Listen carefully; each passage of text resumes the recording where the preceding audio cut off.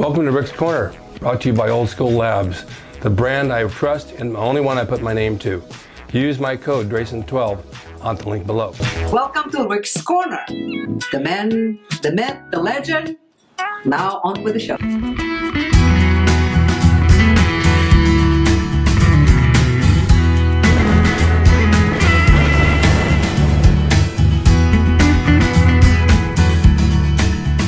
Welcome to Rick's Corner. I have a very good guest today that I prompted to come over, and he came in town and he made time for me to come by and talk, and I think you're going to love this guy. His name is Chef Andre Rush. He's also a huge bodybuilder, as you can see, but he's also a chef at the White House, which, how do you get that job?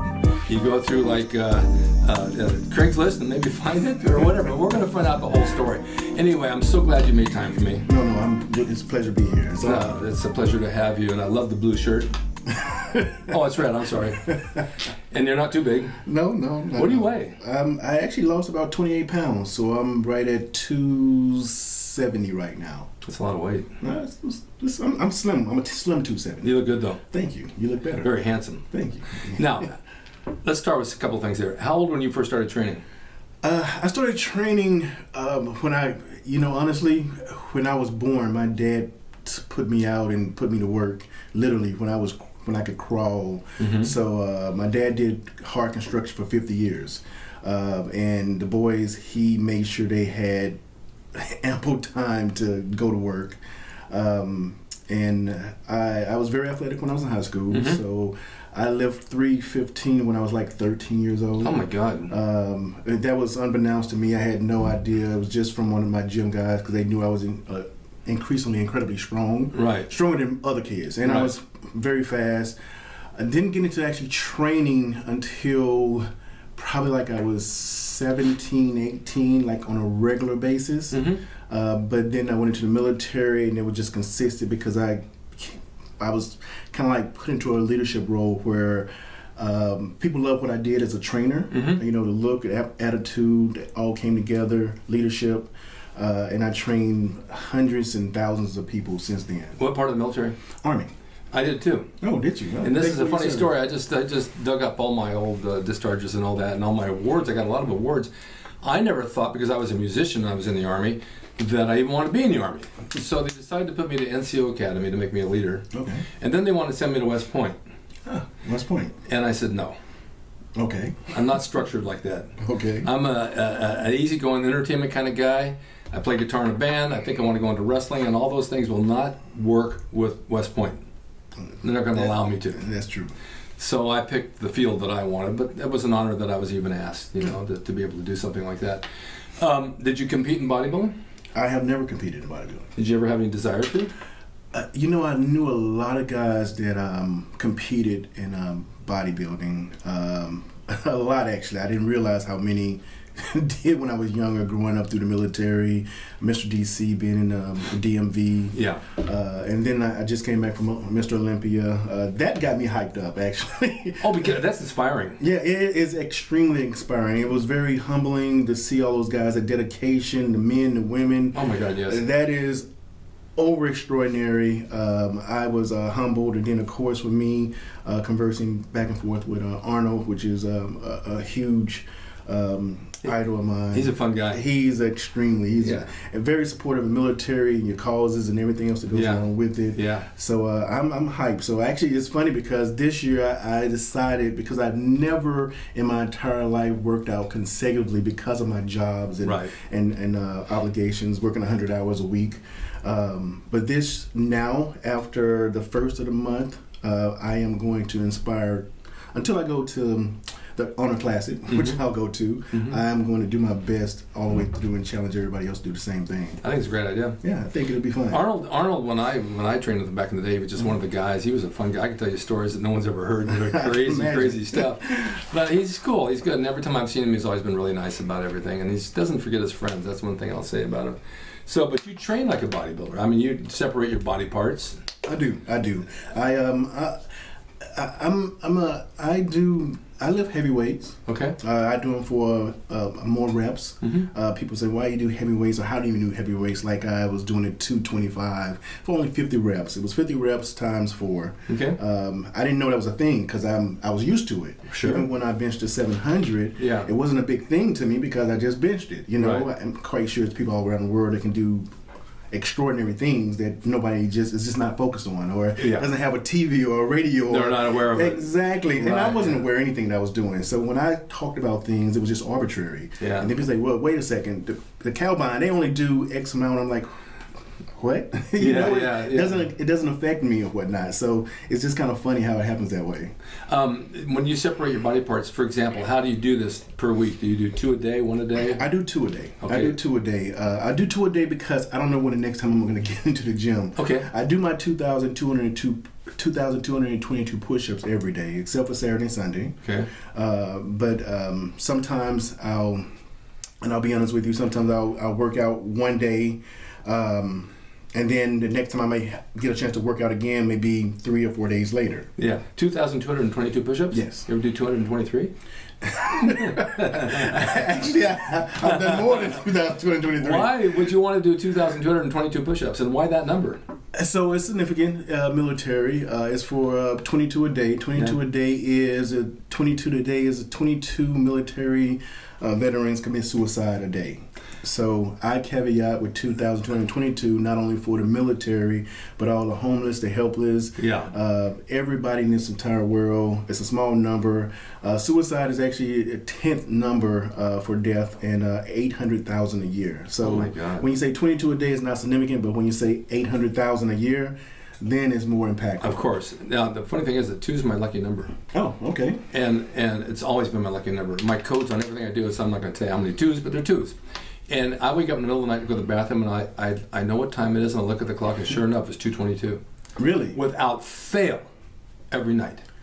If I walk into the house, and it's just after lunch, and I walk in, I look at the clock, it's 2:22.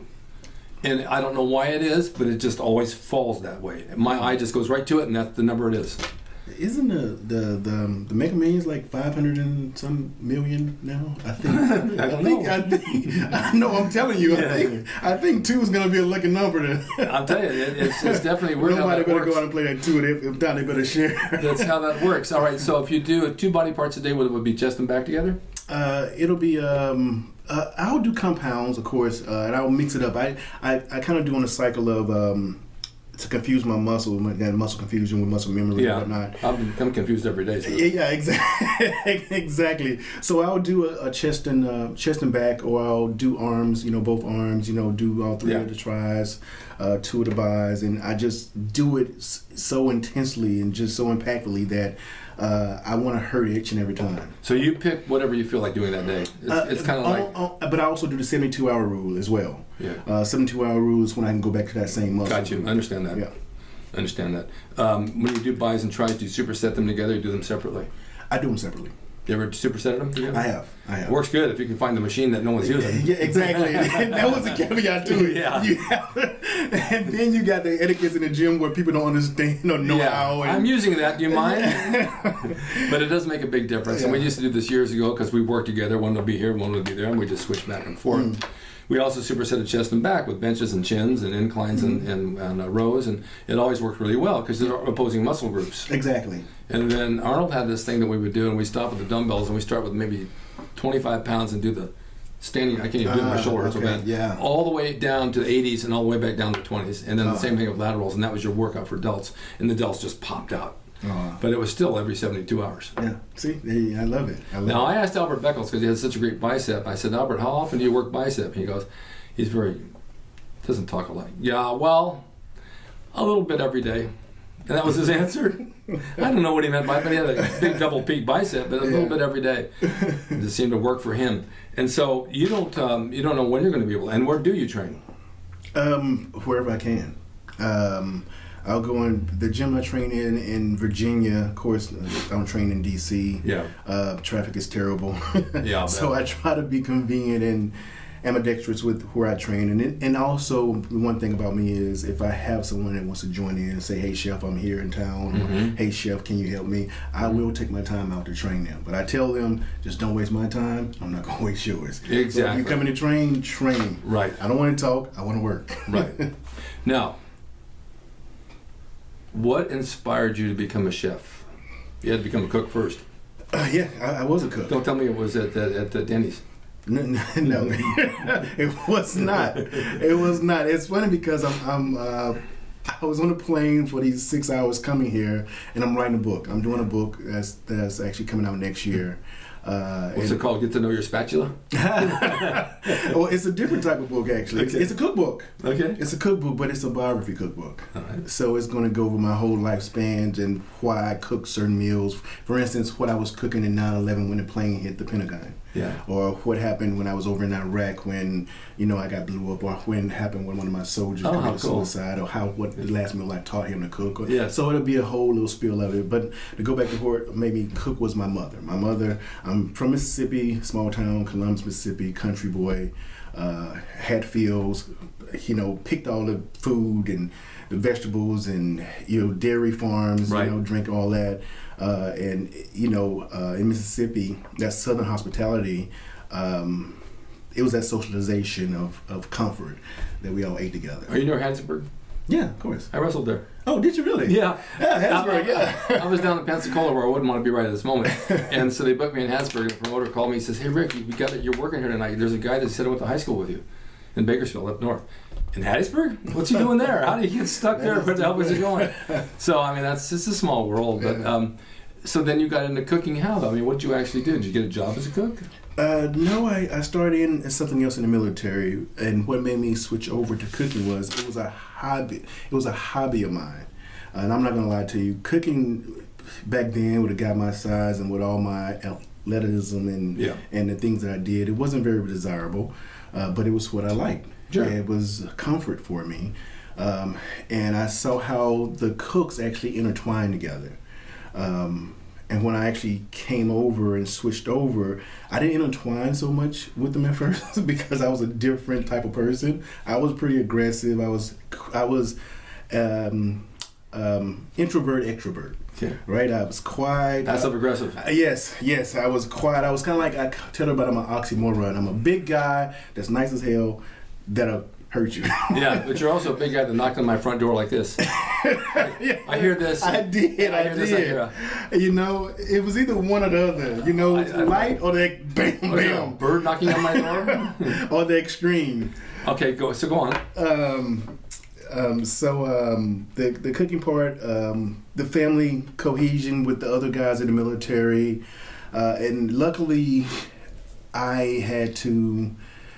used it as an outlet, and someone found me early on and saw me as a young soldier and said, I did something very artistic as well. Mm-hmm. So I did something and took me to my first competition, and from there I was a sponge. I just took we have internet back then or all that other good stuff. Right. So I just bought every book I could with all my money, read everything I possibly could, and that took me into a whole nother world of cooking. That was the real cooking, the culinary side of it. Mm-hmm. Anybody can be a cook, and everybody can be a chef, but who cares? As long as you love what you're doing, it doesn't matter. You have to love what you're doing. Exactly. So after that, the rest was history. I became a chef. I became a master ice carver. I became a pastry guy. I became a chocolatier. I could do cakes and this and that. Oh, that's all good stuff. Yeah. Matter of fact, I'm going over to Belgium just in about 2 weeks to see the King of Belgium. He's giving me an award. Oh, nice. And then I'm working with Queen Elizabeth's pastry chef to do a piece of cake, P-E-A-C-E, piece of cake. I got you. Yeah, so. All right, the $1 million question. How did you end up in the White House? So, that's a good question. I know. Because I should never been half of the places I've been. I guess I'm a likable guy. Yeah, you are. But honestly, skills. I had skills. I understand that, but they got to know you exist. But no, so here's the deal. You can be you can have all the skills in the world, and you can still not get a job. Of course. We see this all the time. Of course, you have to have a clearance, and it has to be a clearance. You have to have a squeaky clean background, and then you have to interview, and then you have to marry with the rest of the crew, right? Early on, I had to use this word, but a lot of people were intimidated by me. Not even because of my cooking skills, because I wasn't the best cook back then, but I made you think that I was.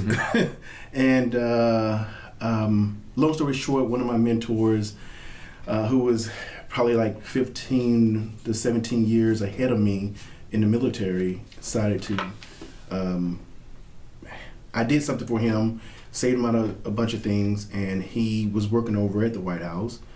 And he was the first person to get me to the door to knock on it. I knocked a little harder on that door.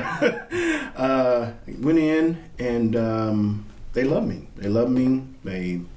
I did my job. So you had an appointment, obviously. You just didn't walk and knock on the door and say, I'm here to cook a meal. No. Yeah. Many people, you can't go on Craigslist or look in your local, and whatever. But the hardest part about it is even not only getting a job, but it's keeping a job. I've seen many people from many of my job positions that was here one day and going tomorrow. No matter what their skill set or knowledge or degrees or whatever. Yeah, you got to get along with everybody. Yeah, of course. Now, how many chefs are there? Main chefs that's there is only about 4. Okay, so you're assigned certain things to do. Yes. So I do the things because I'm a very hyper person, and I don't like my time. I use this and I say this, humbly. I don't like my time being wasted. Right. Meaning that if I'm gonna go to work, I want to work. I want to do something that's fun. Right. Overly. You don't want to stand around. I do stuff for special events for the POTUS and his family, whether it be a small group of 2 or the state dinners or things like that of the sort. A lot of people don't understand that the White House is kind of like divided, where you have West Wing, and then you have the Eisenhower Building, which is across from the actual White House. It's on the White House premises, but it's not in the White House. So that's why it's actually called the White House. And gotcha. Theirs over there. So you have obviously a kitchen full of good food. I do. I eat a lot of it, though. That's my question. I eat so much of it. I'm probably glad I'm not around. Listen, why is our food bill so high? Andre must be working today. So you get plenty of protein you want from beef and all that stuff. I eat a lot. I do. I try to get in about 10, 15 plus 1,000 a day. I have a high metabolism because of my workout, actually. Right. But I'll eat 4 whole chickens, and I'll do this, I'll do that. And it's just like it's a snack. You have the appetite for that? I do. Well, you're lucky. Yeah. I don't have that type of appetite. I used to. As I get older, I eat less. I get that 5 o'clock senior meal and I divide it in half. Take half home. No, I'm kidding. But I don't eat like that. I mean, I used to eat pretty good, but I stay in great shape around 220. Since this leg thing, I'm still training, but I can't do what I want to do, and it's upsetting me. And as soon as it's well, I'm going back into full training again. Oh, that's awesome. You look great. I'm okay, but I'm not where I was when I was 20. No, trust me, you look great. No, I'll get back. This has been a setback a little bit, but I've had them before from wrestling with different injuries and knee replacements and torn quads, and I always bounce back right away. 2 years ago, I was in the hospital for congestive heart failure and pneumonia and almost died. Literally almost died. They go home today, you're dying tomorrow. Okay, I'll stay here another 7 days in the hospital, which I hate, and eat Jell-O, but then I lost like 30 pounds. But when I got home, man, people will tell you I was back in the gym with an oxygen machine. Within 2 weeks, I lost that. I'm back training. I gained 15, 20 pounds back heavy training. I never got sick again. Oh, wow. Because it's here. It's true. I agree with that. Yeah, you've got to think positive, and you've got to move forward, and this is how life works. So how long have you been at the White House now? I first started there in 97. You've been there quite a while. Yeah, quite a while. But, of course, that's caveat with I was in the military also. So I wasn't there consecutively all the time. I still had my military career. I started a catering business also. So I was pretty ambidextrous, with my degrees and this and that, and also advocating and helping other soldiers in leadership and so forth. Like you mentioned West Point. I was also at West Point for a number of years. So you travel quite a bit? I do travel quite a bit. Isn't that hard on your training and diet? No, exactly. That's why I don't get to That's the only reason why I wouldn't work out. Literally the only reason why I wouldn't. So someone asked me the other day is, about training, because I talked about training. I love training. Training is part of what saved my life. Along with dietary, you put both of those together, you got a perfect world. But you also have to have that mental state. And when you get that mental state together, which is one of the things I talk about with suicide prevention, you put that mental state together and you put it into your diet, and then you put it into your health regimen. You're going to eat before you work out. I mean, that's automatic. That's something you're going to do every day. Sometimes you can't get the workout, but when you combine both of those together, it's a perfect world. That's the way it works. That's 3 for 3. When I go around, I try to, and that's why I train so hard. Because I never want to be away that long. But I had a conversation with someone on social media who was like, "Hey," and I think it was actually him addressing Arnold about me, talking about me. And he was like, "Is he a chef, or is he a bodybuilder, or is he trying to help the world or something?" They haven't figured it out. Yeah, and I was like, I'm doing all the above. All of the above, right? Yeah. I said, and guess what? I'm gonna cook to help somebody save the world and help save a life. I said, and don't ask me. And I was very professional with it, as I always am, because you're gonna have people all around, but you can do all three. You can do whatever you want to do. Nobody has to limit you. No, and I do this show, and I do go to the gym, and then I have that ring in the backyard where I train people for wrestling. I got 3 girls tomorrow I'm working with. I can't get in the ring, but I got someone coming to help me until this thing heals up. But I like to spread myself around and be able to do all these things and help others. Yeah, of course. A lot of times I won't even charge them because they have this passion, they have no money, so I'll work with you. I don't mind. Because it's not all about the money. No, it's true. It's all about what you can give and what you give to somebody else, and it always comes back around. They pay it forward to somebody else. The thing with me is you were talking about food and weights and all that, how go together. I can feel down about something, and I put this quote up because you read my quotes. I do. I have some good ones. You got some great ones, actually. So I said, nothing else matters, and if I can go grab a dumbbell and put it in my hand, it takes me back to my roots in the gym where everything began, and it changes my whole mindset. It's true. Just the feeling of the iron and just know where I started from, it can change my whole world. Yeah. And if you don't ever do that in your life, no one understands it. That's true. You're right. They don't know what it feels like to go to a gym and take a smell of the old school and what it was like and feel the weight. They don't know that to them a gym's a gym, is 24-hour fitness, but no, it's not. No, it's not. There's a lot more to it than that. Yeah, it's memories, it's compassion, it's failures and dreams and life and it's so much more. And the other thing about it, just like with goals back in the day, I met so many people from around the world that came to visit and made friends worldwide through bodybuilding and wrestling, of course, because it's like a community of brotherhood. We all just get together. And you can travel around and it's for sure, no matter what gym you walk into, you'll meet somebody and it's a brotherhood. They'll show you where to go to eat, they'll help you do this, they'll help you do that. And when I was wrestling, it was the same thing. Well, let me take you around town. Yeah. And if you just come there as an accountant, it's not going to happen. And that's the funny part about it is that people, like you just said, people don't understand that, and it's never too late. No. That's the one pointed thing that people have to understand. It's never too late. No. Like you're talking about, and your passion, everything comes out and exudes, and tell people, get out and go to the gym. That's when I did my challenge for the 2023 push-up. I said, I don't care if you did 2 push-ups or if you did this. Do something. Do something. And then, for your kids and be an example, and the kids come to me and so forth, that's the most rewarding feeling in the world. Right. To see them stepping up and doing something different, or that they wouldn't normally do. Working out with their dad or their mom, or working out together, or with their siblings. So it's all all circling. Well, my oldest son lives in Tennessee, and he used to referee some of our matches. But my middle son wrestled with me for about 4 years. Oh. I taught him how to play guitar, and they're both musicians. And now he's setting the world on fire doing music for TV shows and radio and all this stuff. And my daughter, once in a while, will come to the gym with me, but she's not made out for the weights. And she's a photographer and shoots for all the major Billboard and Hollywood Reporter. She's got big posters on Times Square and also on Warner Brothers. Yeah, she's doing incredibly well. Yeah, but it's the talent that ran on the family, and we all kind of shared our talent pool together, because I'm an artist too. And in fact, I want to draw you a picture of the Gold's Gym logo before you go. You can hang on the wall somewhere. Oh, wow, I love that. Okay, I'll make it look like you. Anyway, I think that having a talented life and sharing your talents with others and teaching them what you know and having the show and talking about inspiration and motivation to move forward and be a better person really helps a lot of people. I mean, at my age, most guys have one foot in the grave. They won't even leave the house. And I'm up and running, and someone says, how do you have so much energy? I say, I don't know where it comes from. I just wake up ready to go, and I feel good, and I love the world, and I love the fact I'm alive. And I meet people like you, and it's inspiring. And I feel like I've known you. I've known you just a short time, but I feel like I've known you forever now. And you know, it's funny, and I have to say this to you because when I met you, I feel the same way. Yeah. And when you told me your age, I had no idea that was your age. You didn't know I'm 95? Well, if you're 95 now, count me in. No, I just turned 74 in July, and I'm proud of it. Damn, I'm 74, and I'm still moving forward, and there's nothing wrong with it. And I still go out with 23-year-old girls. I love it. Yeah. And my daughter looks at me and says, Daddy, she's younger than I am. So what, daughter? You only live one time. There you go. But I'm so happy that you came by and shared this moment with me and with others who will be watching this. I've got 33 million viewers out there who are going to love you.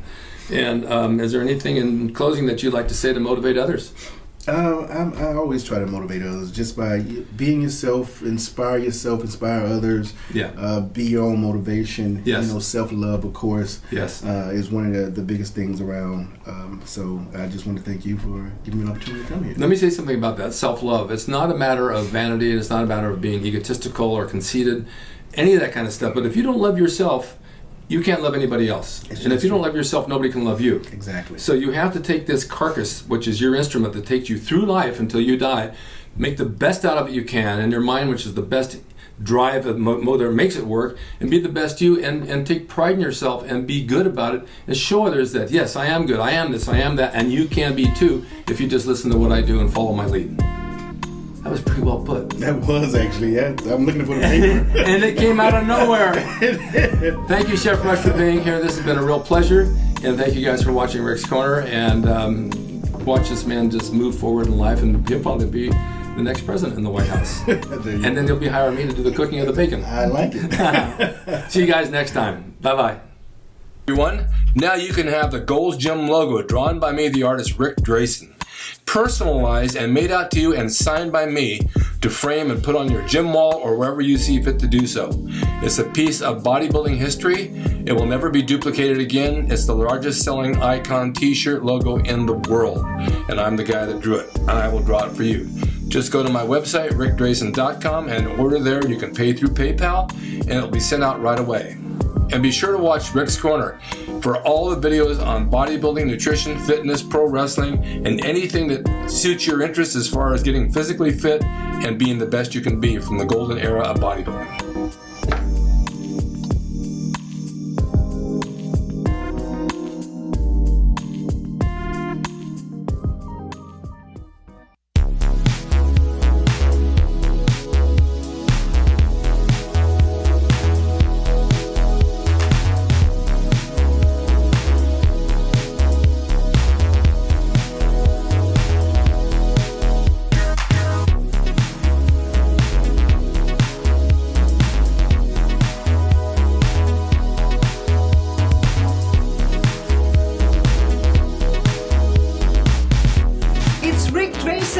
He's the equalizer, baby. See you next time.